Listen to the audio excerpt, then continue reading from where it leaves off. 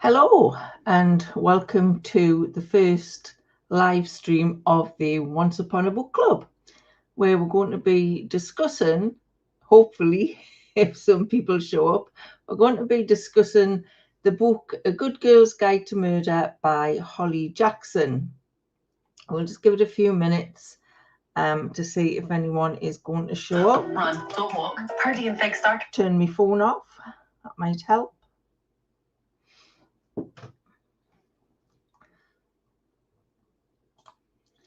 Hi Jane, it's good to have somebody to talk to. Hi Elizabeth, welcome. Maureen, good to have you.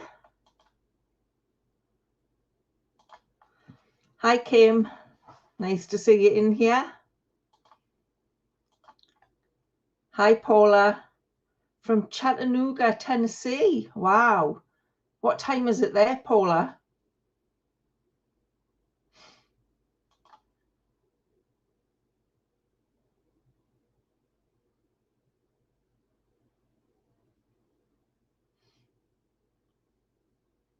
(2 p.m. in the afternoon. Oh, that's not bad. At least it's not 2 o'clock in the morning.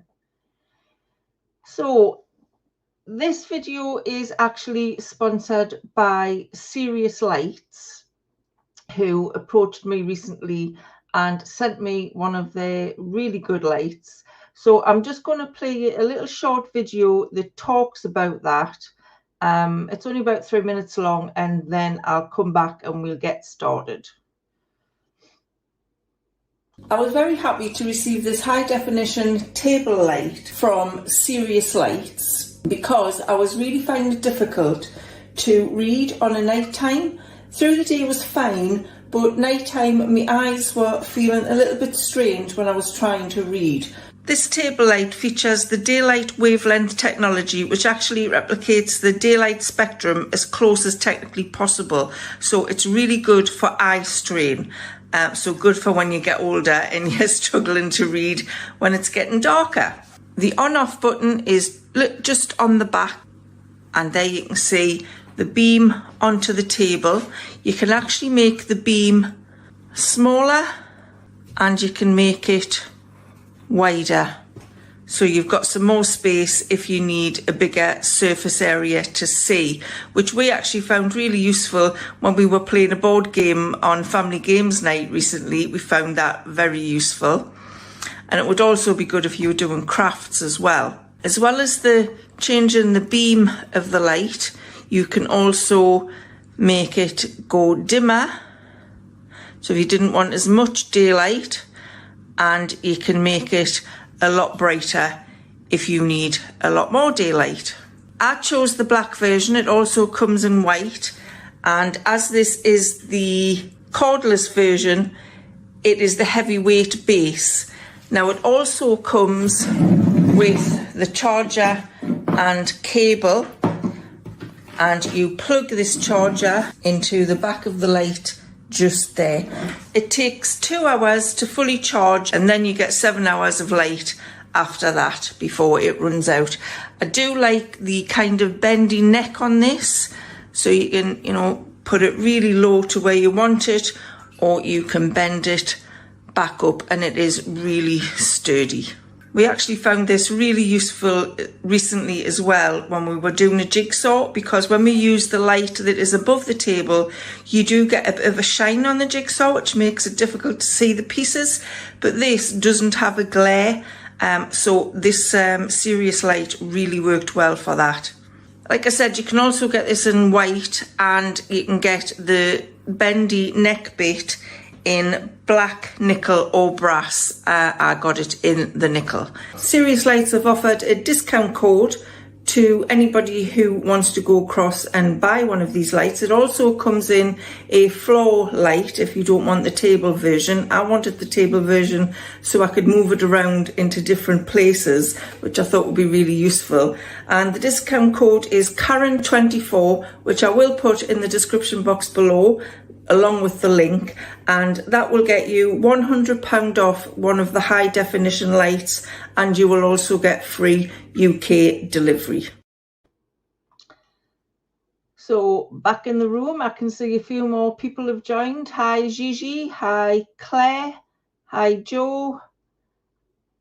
Have I missed anybody? Carol. It's really great to see so many of you in here. So let's just start by saying who enjoyed A Good Girl's Guide to Murder. Just say yes or no in the comments of whether you enjoyed it. Hopefully everybody managed to finish it. I did actually really enjoy it. I gave myself a little, I set up a little sort of a little book to put all my book club books in and what I thought of them. And I did really enjoy it. I gave it a 4-star out of 5. Yeah, it looks like most of you enjoyed it as well. Did anybody watch the TV series of this book? I did, Joe. It's just started. Joe didn't know I'd started a book club. I haven't seen any of your comments for a while, Joe. Yeah, I tried to watch the TV series of this. I think I watched half of the first episode and I just couldn't get into it. So I don't recommend it. I know somebody did watch it who said something in my comments. I can't remember who it was now, but no, I didn't enjoy it. So I do have a few questions. So we'll just get the questions up and then I can go through them. So the first one was, wait till I find it. What did you think of the main character of Pip? And did you think it plausible that a girl of 17 or 18 would actually investigate a disappearance like this? I quite liked her character, but I was a bit, even though I did like the book, I did think it was a little bit, far-fetched that was a girl of 17 actually investigating. What did anybody else think?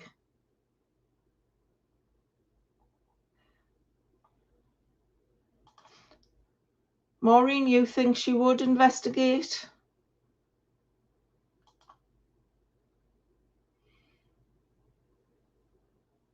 A bit far-fetched, Elizabeth. Yeah, I do agree with that.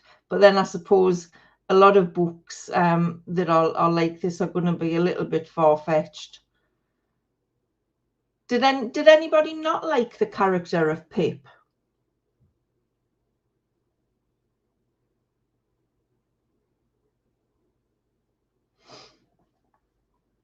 I did quite like her. I think I liked the character of Ravi as well.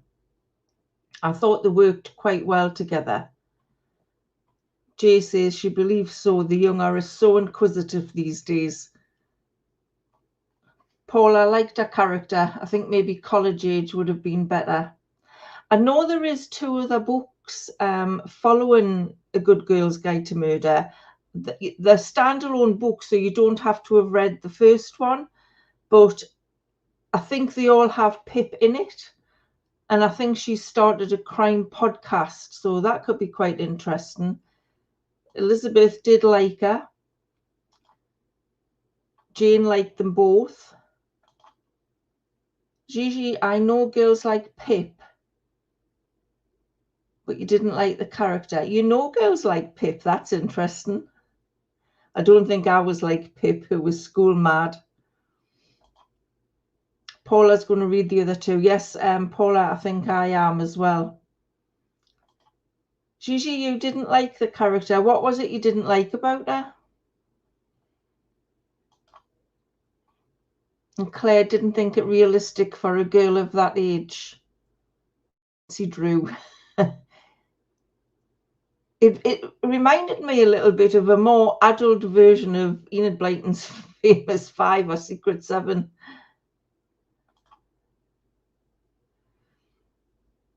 Jay, you thought it was Ravi that had killed Andy and Sal? Maureen liked them both. Yeah, I did quite like the characters, I have to say. We'll just put the next question up. Did you guess who was responsible for Andy and Sal's deaths? If not, who did you think did it? And if you did, what clues did you pick up on early on?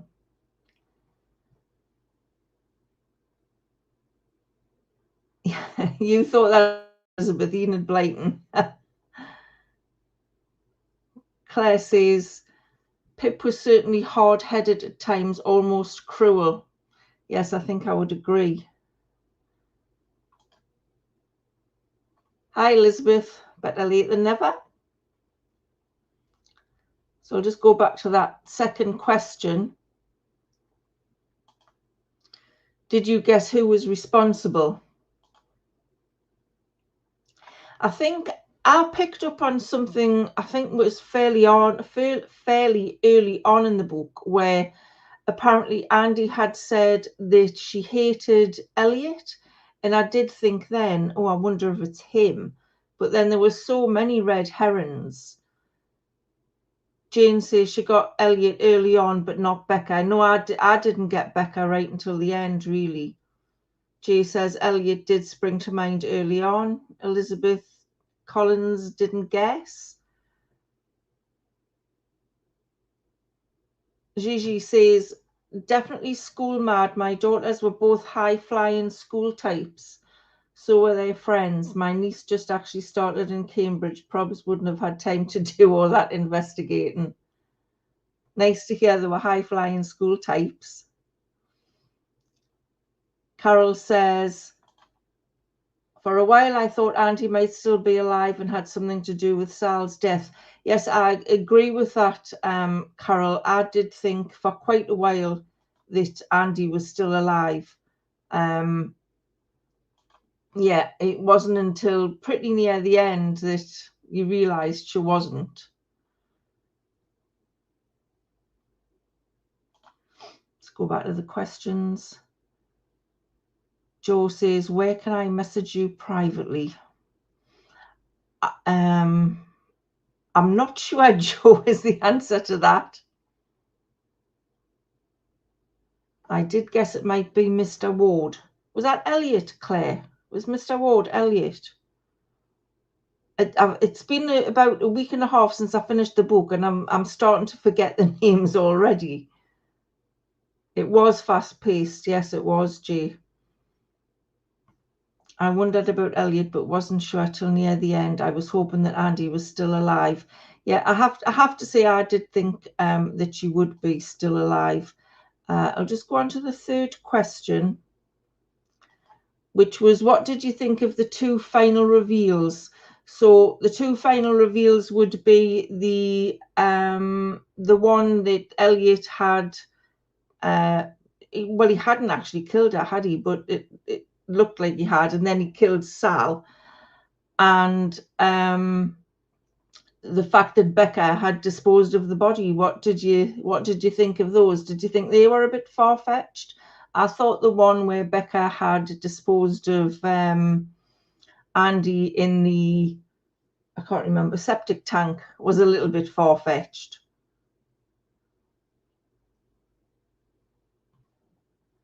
You're starting to forget the names as well, Maureen. Yeah, I think that comes when you get older. Did you guess that it was, what did you think of Becca putting her in the septic tank? And what did you think of, I'll just go on to the other question that I've got as well, because I think it's relevant. What did you think of Elliot having this girl in the attic that apparently looked like Andy, and she was in there for 5 years? I think that had to be the most far-fetched bit of the whole book. Jane says, yes, far-fetched about Becca disposing of the body on her own. And it just, yeah, I don't know how she would have done it. Jay says, did think the abduction far-fetched, definitely. Paula says, I thought that the disposal was a bit much for a teenager to be able to do, but it was creative. It was. I don't know whether I felt that the girl in the attic thing was just kind of stuffed in there for no good reason, really. It just seemed to be all happened at the end. Elizabeth says, because seemed so aggressive and confrontational, I could see her being involved, but how she physically pulled her around on her own, yeah, unless she was twice the size, I suppose. Jay says that was definitely off. Did everybody read the actual hard book copy, paperback book copy? Because what I found difficult in some of it was the bits where Pip was typing up our investigations in the interviews, and the writing was just so small. I found it really difficult. Our production logs. I have to say that reading like did come in useful for that, because I just found that print really, really small. Maureen read it on a Kindle. Yeah, that might have been a good plan. Carol said she would never have guessed the ending. Oh, I'm so sorry to hear that, Joe. Really sorry to hear that. I hope you I was going to say I hope you're getting back to normal, but I don't suppose that ever happens. Really sorry to hear that.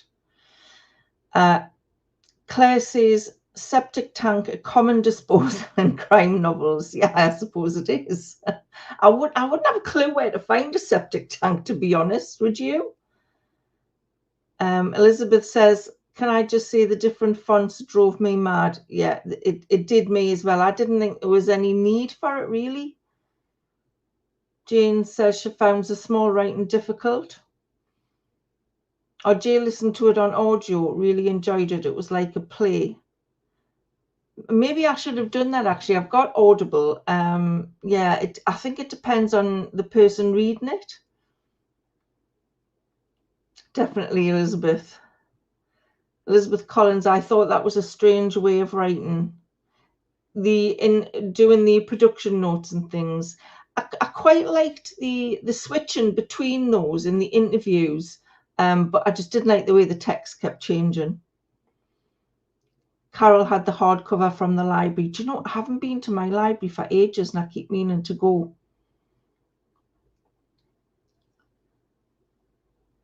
Gigi says, I was surprised it was so well received, to be honest. Did you not like it, Gigi? I can't remember what you said now. Yeah, audio was definitely a thought. So do we all agree that this girl locked up in the attic for 5 years was a bit strange? I know it was set in the US, but I could pick up some of her British vocabulary. Was it set in the US? I thought it was set in the UK. Was it not set in the UK? Maybe I've got that wrong. Far-fetched, ridiculous. I can't imagine being as confident as Pip at the same age. No, I definitely would not have been. Breaking and entering, computer expert, etc. Yeah, I definitely wouldn't have been like that at 17. Connecticut. Paula thinks it was set in Connecticut. Really?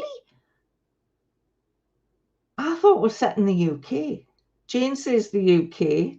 Jay says the UK. Jane says Buckinghamshire. How strange. I wonder if there was 2 different versions of it. Maybe that's an investigation all on its own. We need to find out where it was set. That is unusual. Okay, let's go to another question. Did you feel Holly Jackson brought the characters to life well? I thought most of the characters were quite well written. I think there was a few where you didn't feel like you knew very much about them. Like, I don't feel like I knew very much about the Elliot, who was the actual culprit of it all. Jane says they talked about Thames Valley Police and Slough. The language was UK, i.e. boot instead of trunk. Yes, it was. It must be different for us in the US as far as location. I wonder if it was, Paula. I wonder if there was two different versions of it. I think I just assumed because they said Cambridge that she was in the UK. I don't know.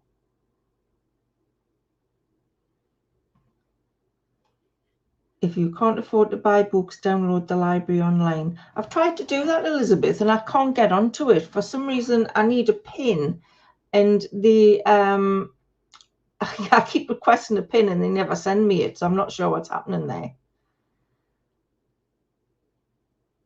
So did everybody think that the characters were well brought to life? Was there any characters that you thought weren't really necessary in the book?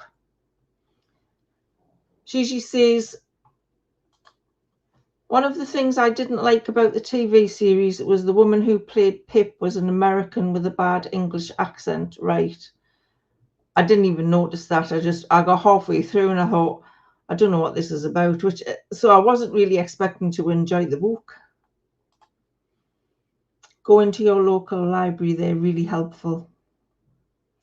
Carol says it was set in Fairview, Connecticut, according to my book. I'm in Massachusetts. It does sound like there is two different versions of this book, which is strange. I wonder why they did that.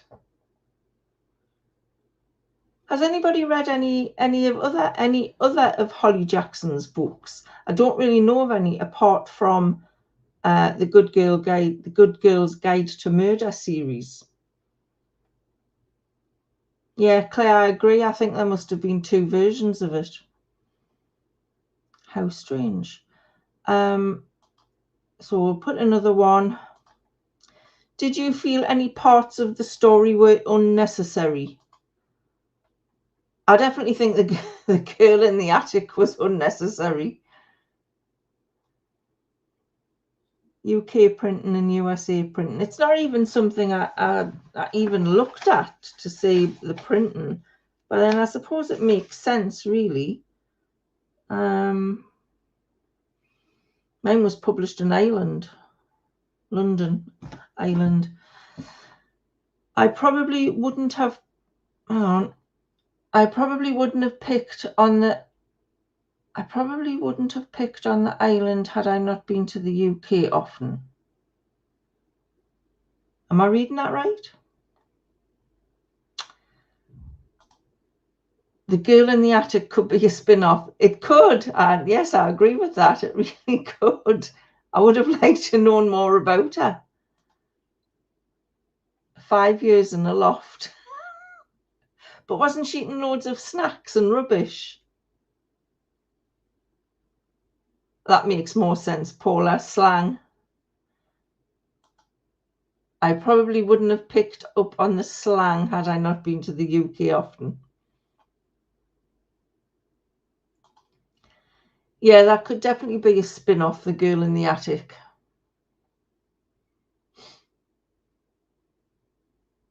It's quite difficult actually reading these comments and trying to keep my conversation going. So I hope you're not getting bored. I'll just put another question in there. So there are two more books in this series. Does anybody think they're going to read them? Like I said, they're standalone books from what I can see, but they all have Pip as the lead character. Thank you, Paula. I think I'll definitely read the other two. I did enjoy it. Oh, thanks, Elizabeth. We get the hang of it after the first couple. If anybody would like to be live on here on video with us, it's quite easy to send you a link if you want to join me live on here so we could actually chat to each other. Elizabeth Jones says she might read them if they were on offer. Jay says she would listen to another. Gigi says, no, you wouldn't. That's a shame.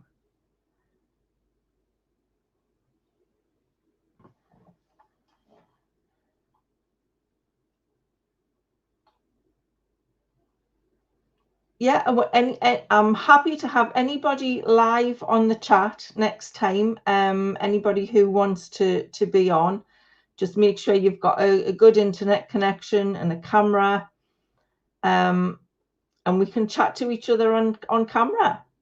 Elizabeth says, it took me all day to pluck up the courage to join the chat. Really, Elizabeth? Oh, well, that's scary. Yes, it is live.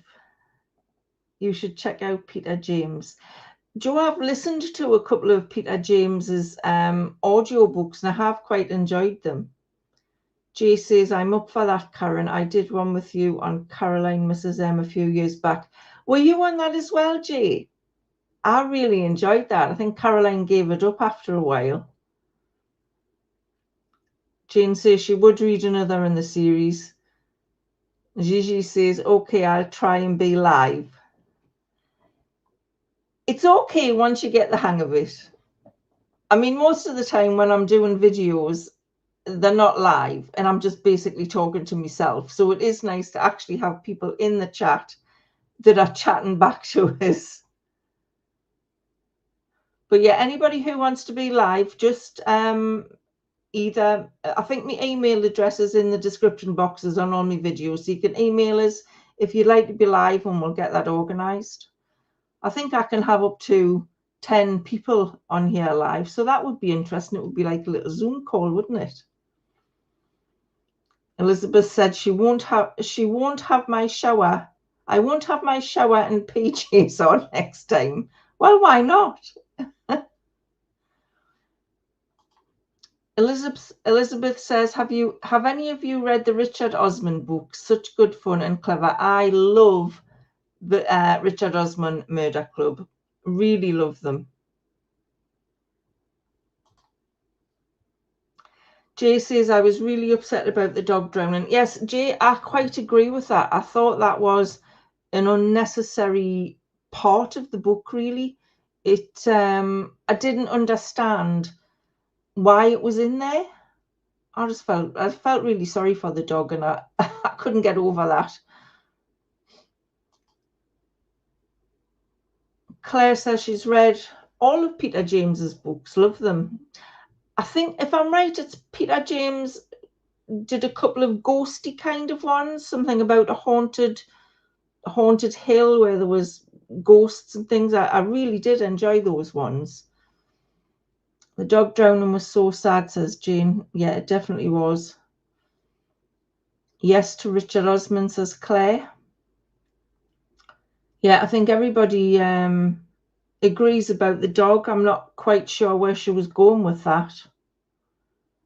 Barney did not need to be killed off. Vera wouldn't have been pleased. Vera? Am I missing something? Who was Vera? Vera wouldn't have been pleased. So was that a character in the book? Me too, read the dog, no need. No, that definitely wasn't. I don't know why they did that. Very strange. And I mean, everybody was kind of talking about Andy and how they felt sorry for Andy, but it was Sal really that was I don't know why that Elliot had felt he had to go and do that really, but I suppose that was the plot of the book. She says she was stressed while the dog was missing. Yeah, I didn't think they were going to kill the dog off. I didn't think that was right.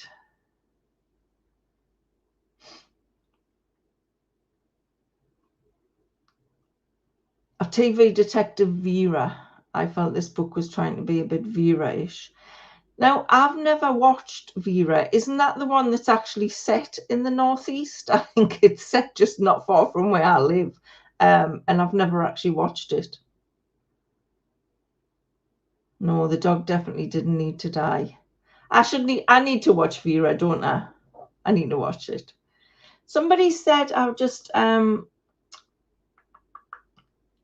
the TV series aren't doing them justice. Have they made a TV series of the Richard Osman books, or have I missed something somewhere?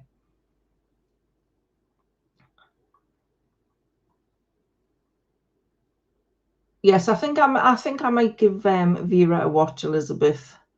I'm always looking for some things to watch on TV, so I'll put that on my list. I'll just see if I've got any more questions in me little box of tricks. What did you like least about this book?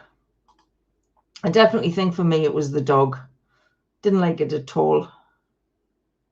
Oh, the Peter James books are being turned. The Peter James books are being turned into a series. Is that right? Correct us if I'm wrong. Vera's speech drives me mad. She is so mundane. Does she have a Geordie accent? Because I don't think she is a Geordie, is she? Yeah, I quite agree, Elizabeth. The dog was definitely the least. It would be interesting to talk to the author, wouldn't it, and actually find out what our thoughts were on that. I actually thought quite early on in the book, and for quite a chunk of the book, I thought it was Max who had done it, because he was a bit of a strange character. What I did find interesting was the way they could look back on social media accounts and investigate that way. I bet that's done quite often in real cases.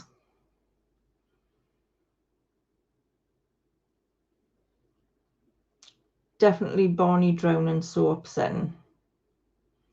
It isn't a book I would have picked up but enjoyed it. Yeah, I already had it on my bookshelf, and I don't know where I'd heard about it from. I think I picked it up. It was I think it was on sale somewhere, and I just picked it up. But it had been on my bookshelf a while, and like I say, I couldn't really get into the TV series, so wasn't expecting to enjoy the book. Does anybody have any suggestions for the book we can read for October?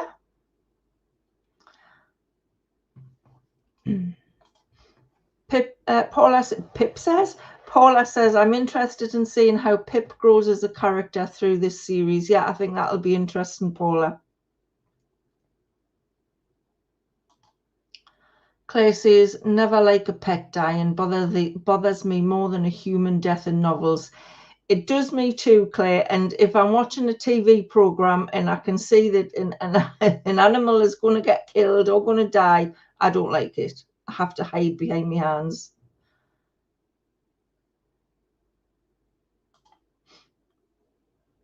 Elizabeth says, that's a good thing about book club, books you wouldn't pick. I definitely agree with that. Jay says, it's amazing what digital forensics can do. There's a Channel 4 series about it. Oh, really? Oh, I'll have to see. I'll have to look for that as well. And that sounds interesting. Gigi says, Vera has a very bad Northeast accent. I think it's quite difficult to do a Geordie accent. Yeah, nobody can quite get it right. Elizabeth says, shall we read the second book? I think what I'm going to do is, if anybody's got any suggestions for book for October, I've got a few already that people put in the community comments. I'll do a poll on the community page for the rest of this week, and then we can choose from the ones that people have suggested. So I can put the second book in there as well, Elizabeth.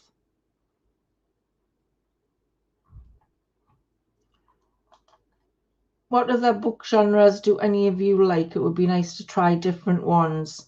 Yeah, I agree with that, Elizabeth. I like to try reading lots of different ones. Yeah, Jay, The Nightingale by Kristen Hanna. I've got that on the list to put on the poll. That actually sounds like a good book. I read the blurb on it. There was a couple of other books that people had mentioned. I'll just find me list of where they were. So there was The Nightingale by Kristen Hanna, There was The Ex-Wife by Ursula Parrott. I can't remember who put that in the comments. I've seen another couple. There was a book called I See You by Claire McIntosh that looked quite interesting. And there's a one that I've got on my bookshelf already, and it's called The Husband's Secret by Leanne Moriarty. So I'll put those in the poll. And if anybody's got any other suggestions, just add them to it, and then we can have a vote. Maureen says The Letter by Ruth Saberton. So I will put that on as well. I'm just going to write it down so I don't forget, because I'll leave this chat and I'll forget what people have said. The Letter. This live chat is obviously being recorded, and it will be on my channel for as long as the channel's up. So if anybody wants to watch it back, they can, and hopefully some of the people come along and watch it. The Letter by Ruth Saberton. Carol says The Nightingale is very good. It did sound like a good book. Yes, Elizabeth, I'll put the poll on it'll be on my YouTube channel under the community tab. Or was that you, Gigi, who said The Ex-Wife? Yeah, that sounded interesting. The Letter's a long story. I do like a long story. I like a really thick book. Yes, you did say Sainsbury's, Gigi, I remember. You'd entered the draw to win the book, I think. I think I entered it as well, actually. That would be fun, wouldn't it? So did everybody take the whole month to read The Good Girl's Guide to Murder, or did you read it quickly? I think I didn't start it until the second week of September. And I think it took us about a week and a half. It's free on Kindle Unlimited. I'm not sure if I've got that at the moment. I've got a Kindle, but I'm not sure if I'm still paying for Unlimited.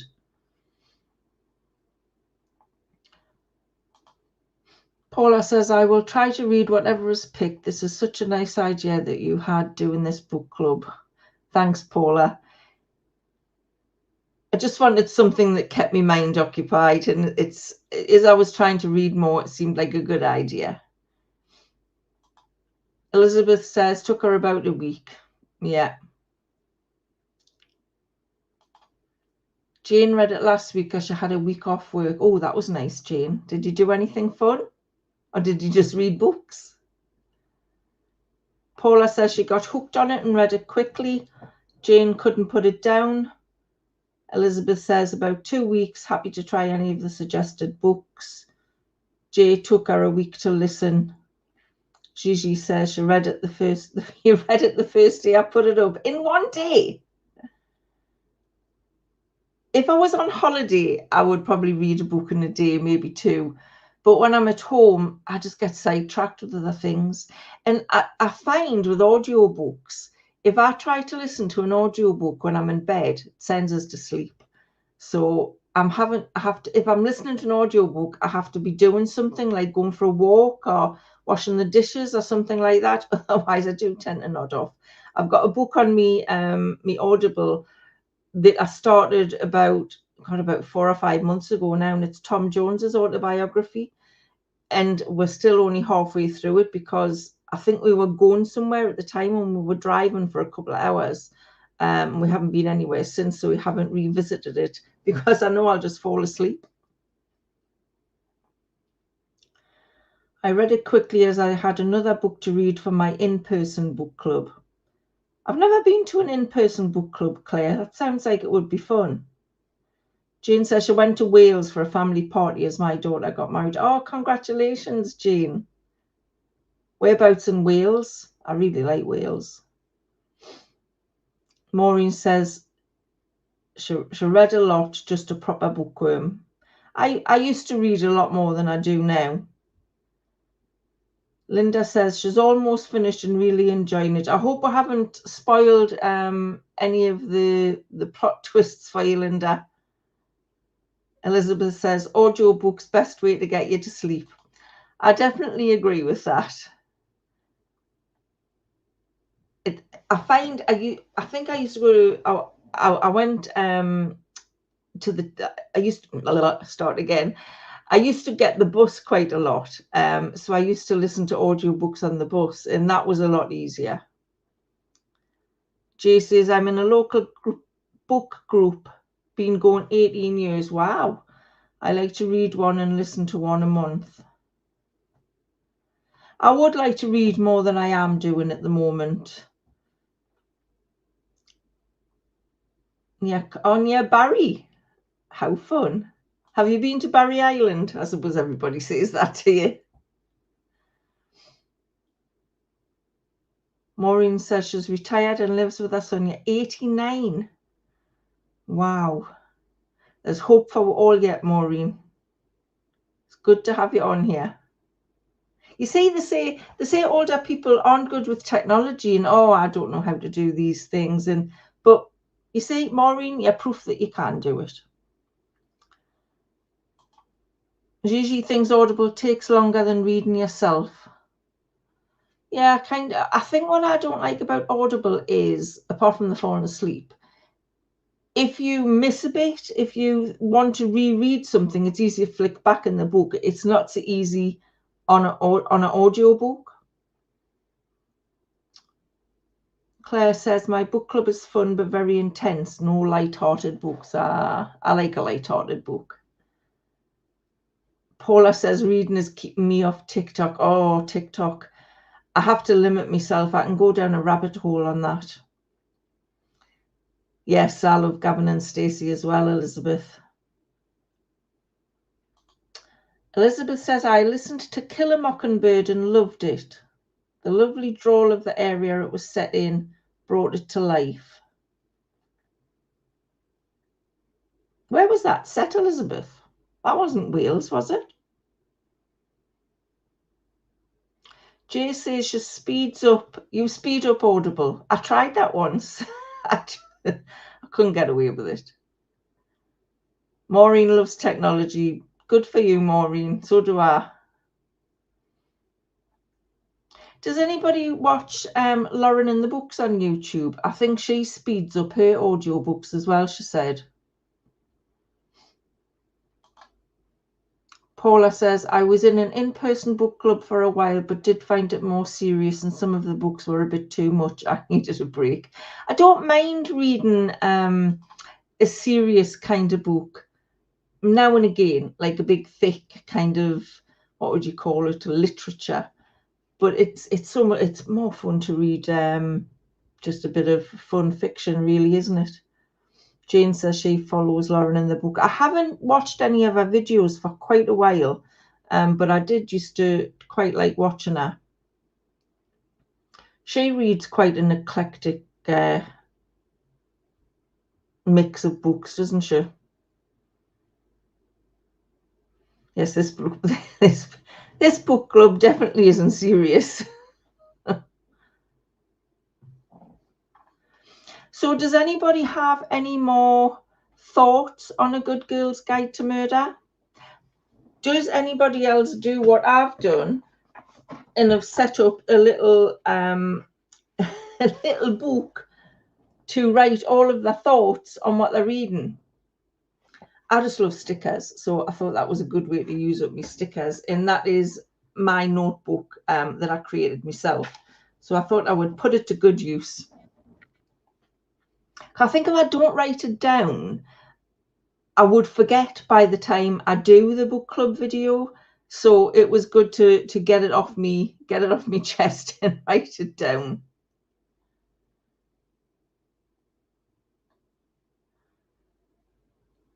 Thank goodness you put the wine symbol up. I've got cheese and biscuits and wine. I want some wine. I've got a glass of water. I hope I haven't spoiled it for you, Linda. Paula says she loves the sticker book idea. I just love a sticker. Don't know what it is. Just any reason to use a sticker. I quite like serious books to go back to. Dickens. I maybe read a Dickens when I was younger. I don't think I've ever read a Jane Austen. I read Rebecca by Daphne du Maurier a few months back, and I quite like that. But I think my favourite book of the last few years has to be Eleanor Oliphant is Feeling Fine. I really enjoyed that book. Has anybody else read it? Elizabeth, yes, I want cheese and wine as well. Maureen's got a cup of tea. That also sounds good. The Notebook is a great idea. Yeah, I definitely think it is a good idea.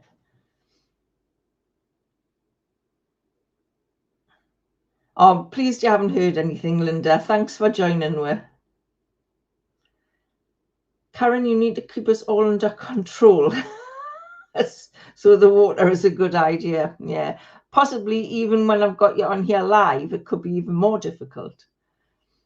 I use sticky notes as I read, but haven't been disciplined enough to put them in a book. I love stickers too. I don't know what it is about stickers, Claire. My granddaughter loves them as well, but I've got like a planner and a diary, and I just stick stickers in all of them. Jay, you liked Eleanor Oliphant as well. I thought that was an amazing book. I think I read that in one day. I've never read Eat, Pray, Love, Paula. What is that about, Eat, Pray, Love? Is it fiction? Claire, you liked Eleanor Oliphant too. She was such a good character.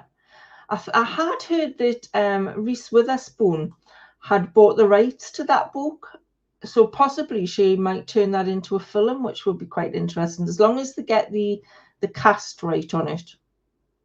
I can't believe you've never read Jane Austen. No, I haven't watched any either, Gigi. I will get onto it. I put on my list. Definitely going on my list. Too early for wine here. Where are you, Claire? It's 10, well, it's 10, nearly 10 to 8. I'm usually in bed by 9, so it's definitely not too early. I don't actually have any wine, no. Right, I think I'm going to start wrapping this up because we've been on just over 45 minutes. I hope everybody has enjoyed this first book club. If anybody has got any suggestions for books to read for October, like I said, put them in the comments. You can put them in the comments below this video if you want. If you've got any suggestions for anything we could do differently during the book club live, I'm happy to hear any suggestions. And like I said, if you would like to be live on here with us on October's video, just give us an email and let us know. We'll choose the book to start reading at the beginning of October, and we will do the live chat somewhere around the last week in October, but I'll work out the date and get that out to you.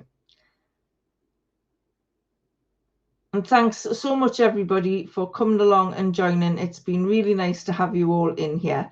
Anne, you're arriving at the end, but I will watch it again. Well, it's nice of you to get here, Anne. I appreciate it. You're very welcome, Elizabeth. Okay, so I will say good night, and I hope you all enjoy the rest of your wine or your tea or your cheese or whatever you're having. Have a lovely day tomorrow, and I will chat to you all very soon. So thanks and bye.